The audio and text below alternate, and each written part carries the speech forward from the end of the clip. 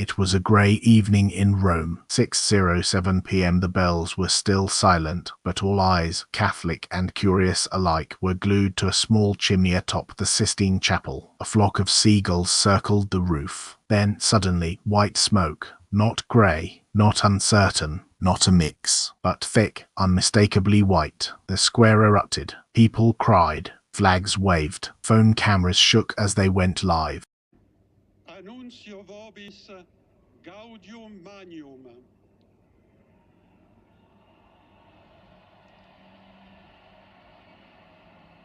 Habemus papam.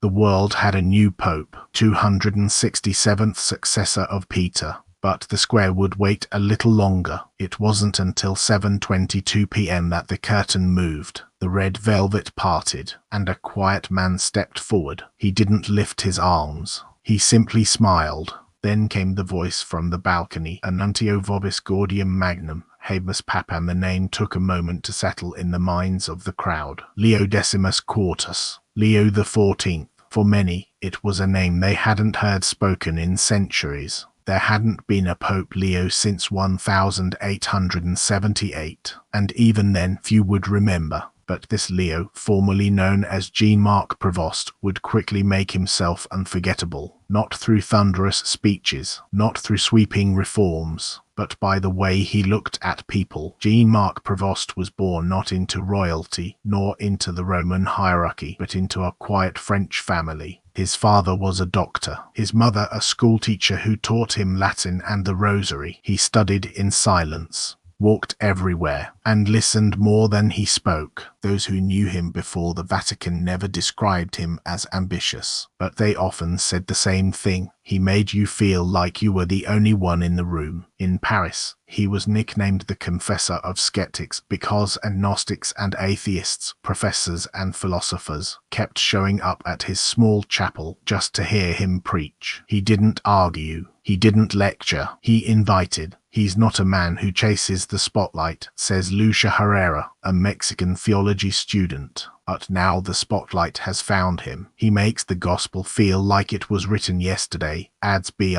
Thomas, a 24-year-old monk from the Philippines. When he says Jesus is here, you believe him. Marco, a lapsed Catholic returning to the faith. On that night, his first night as Pope, Pope Leo XIV didn't begin with a homily or a joke. He did something else. He bowed low in front of a crowd of thousands, with cameras rolling and lights flashing. He bent his head and whispered, "Before I bless you, I ask you to bless me." And then silence. Audible, reverent silence across St. Peter's Square. Some wept, some knelt on the cobblestones. It was the moment people say the air changed. From the first days, it became clear Pope Leo was going to be a bridge pope, one who brings heaven closer to earth. He spoke in parables, not just in the pulpit, but in his posture, in his interactions. When asked about the church's mission, he responded not with policy but with poetry. The church is not a fortress, she is a wellspring. Her doors are not barricades, they are arms, open.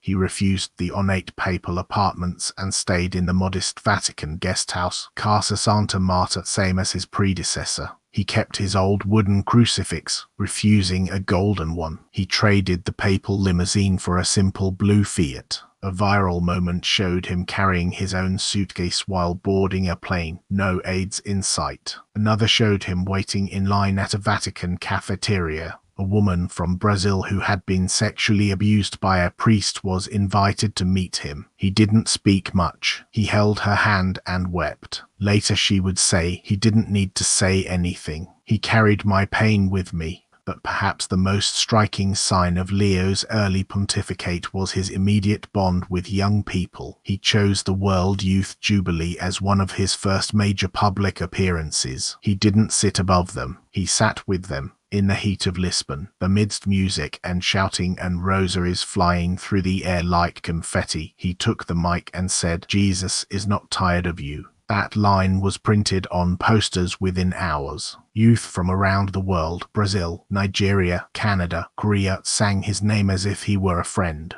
But what they were really singing was something deeper. Hope. This was not a pope of judgment, nor of controversy. He was, and is, a pope of joy. Not a shallow, performative joy, but one grounded in sacrifice. At a mass for seminarians, he preached, "We don't serve a brand. We serve a man who gave everything, and asks us to do the same." Behind the charisma and connection, however, lies a quiet man who still walks alone in the Vatican gardens every dawn, praying the rosary. He refuses a digital tablet and instead writes his homilies by hand. He keeps a small photo of his deceased sister, Marie, under the crucifix in his room. He has never spoken about her publicly, but insiders say she was the one who first brought him to adoration as a teenager. Not everyone in Rome is celebrating. Some traditional cardinals quietly question his lack of strong doctrinal statements. Others are uncomfortable with his accessibility, saying the papacy should carry more mystery. But Pope Leo seems unfazed.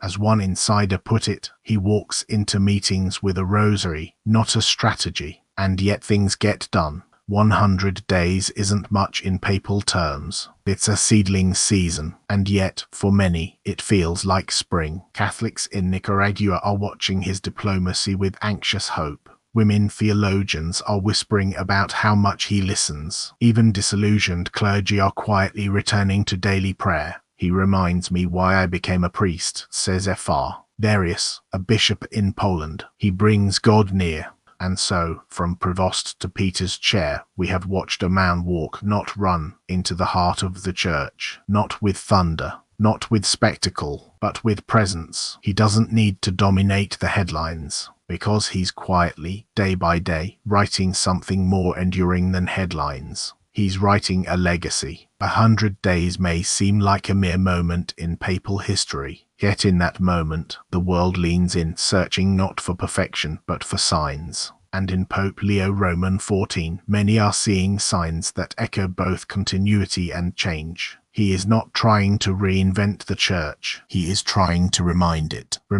that holiness is not abstract, that the gospel is not a museum, that Christ is not a memory, he is alive, here, now. But with every reminder comes resistance. The world listened carefully to Pope Leo's first homilies, not for controversy, but for clarity. They heard no condemnation. They heard no rage. Instead, they heard a man urging the faithful to return to the only throne that matters, the throne of mercy. "If you are far from God," he said on his second Sunday, "it is not because he has moved, but because you have forgotten his voice." He preached with gentleness but precision. Every word was chosen, every pause intentional, like a surgeon stitching spiritual wounds. What followed was not a whirlwind of papal decrees, but a steady current of human contact. He walked into Vatican offices unannounced. He celebrated weekday masses in small Roman parishes with no media alert. He made spontaneous calls to terminally ill children whose letters he'd received. "I am your friend, not your pope," he reportedly told one boy dying of leukemia. And friends never forget each other.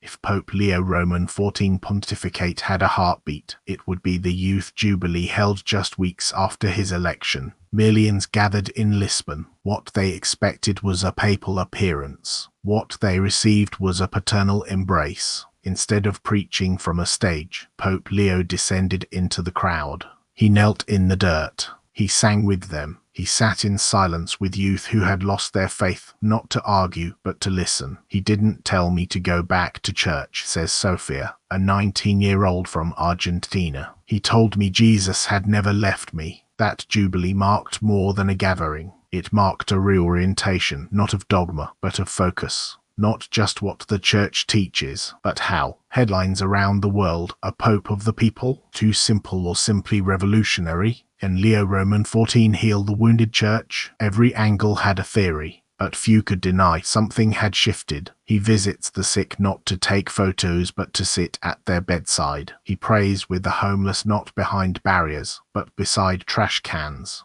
In an unannounced visit to a refugee camp in Italy, he broke bread with Muslims and Christians alike, later refusing to release official Vatican footage, saying, "It was not a press moment. It was a family meal." That is perhaps the most subversive act of this Pope. Not that he is bold, but that he is so human. Even as hearts warm, the Church remains a vessel battered by many waves. Wave #1, the wound of abuse. From his first week, Pope Leo XIV acknowledged the festering crisis of clerical abuse not with vague sorrow, but public repentance. He ordered all bishops to spend 1 hour a week in Eucharistic adoration specifically for victims of abuse. He personally met with survivors, in one case washing their feet in a closed-door session. But critics remain. "We want action, not symbolism," says Father Callahan, an Irish priest and survivor himself. "We've heard enough apologies. The Vatican has promised a new tribunal with real oversight, but Leo's team is still assembling. The world waits." While Pope Leo has offered hope to many, he has also faced doctrinal suspicion, especially from factions fearing he may drift from tradition. He has not made sweeping statements on sexuality, female ordination, or liturgy, but his silence, or rather, his patience, has made some uneasy. He speaks of mercy but not of boundaries, one anonymous cardinal told an Italian paper. What kind of shepherd refuses to close the gate? Yet Leo responds not with counterattack but contemplation. "Truth is never afraid of dialogue," he said in a private meeting with seminarians. Rome's relationship with Germany, China, and some Latin American bishops remains tense. Leo XIV has emphasized unity without uniformity, opening dialogue with progressive and traditional bishops alike. His first diplomatic gesture? A handwritten letter to a Chinese underground bishop, smuggled in and read in secret. "You are not forgotten," it read. "The tomb of Peter remembers you." Despite institutional tension, Pope Leo continues to prioritize the margins. He appointed the first laywoman as head of a Vatican office overseeing consecrated life. He invited a former prostitute to speak at a Vatican conference on dignity. He has met with LGBTQ+ Catholics in private, not to offer policy, but to offer prayer. "He's not afraid of the bleeding," says Dr. Nadine de Vries, a Belgian theologian. "He walks toward the wound." At a chrism mass, Pope Leo preached a line that instantly went viral: "The devil knows theology, but he has no tenderness." This may be the theological thesis of his pontificate, that orthodoxy without charity is a shadow, that truth, when divorced from the human heart, is no longer truth at all, but control. He calls it the gospel with skin, and for many, it feels like balm. It is not unusual to see Pope Leo praying alone in the basilica early in the morning, no guards, no press. It is also not unusual to see him laughing with teenagers behind St. Peter's, sharing a Coke. He speaks of heaven with awe, but also of friendship with equal reverence. To a group of young African catechists, he recently said, "If you want to teach the gospel, start with joy. No one follows a sad saint." The old guard in Rome watches closely. Some say he is too soft, others that he is quietly repositioning the church. Yet almost all agree he listens. He spends hours in private consultation with people who have never held power: single mothers, victims of war, humble nuns. One Roman official confessed, he is not trying to run the church. He is trying to remind it of its soul. 100 days.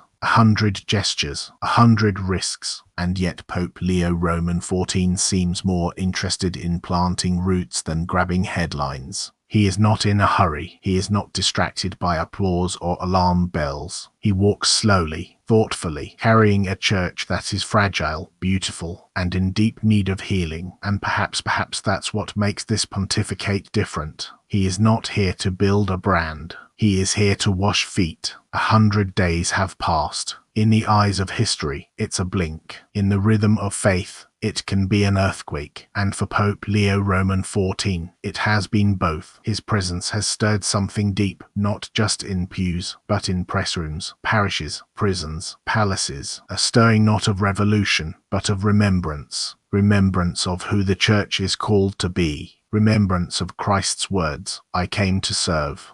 Pope Leo Roman XIV has introduced no dramatic doctrinal shifts, no bold theological firsts, and yet his pontificate feels new. Why? Because of a singular, radical choice to lead the Church as a father, not a ruler, to reign not from marble balconies, but from the margins. And not everyone is comfortable with that. He is called the People's Pope. The nickname spreads quickly, but Pope Leo resists it. "I am not a man of the people," he said quietly. "I am a man with the people. There's a difference." He walks with crowds, but carries private burdens. He smiles in public but weeps in silent adoration. Those who meet him often say the same thing. He listens differently. The Youth Jubilee was just the beginning. Catholic youth groups are seeing an unexpected surge in interest, not in entertainment, but in Eucharistic adoration, confession, scripture. He made silence feel like home, says Antoine, a 21-year-old from France. That's never happened before. Diocesan vocations in 3 countries have seen spikes. One seminary in Kenya had to turn applicants away for the first time in a decade. This wasn't charisma, this was calling, and Leo Roman XIV had reminded them. In 100 days, Pope Leo has extended his hand not just within Catholicism but beyond.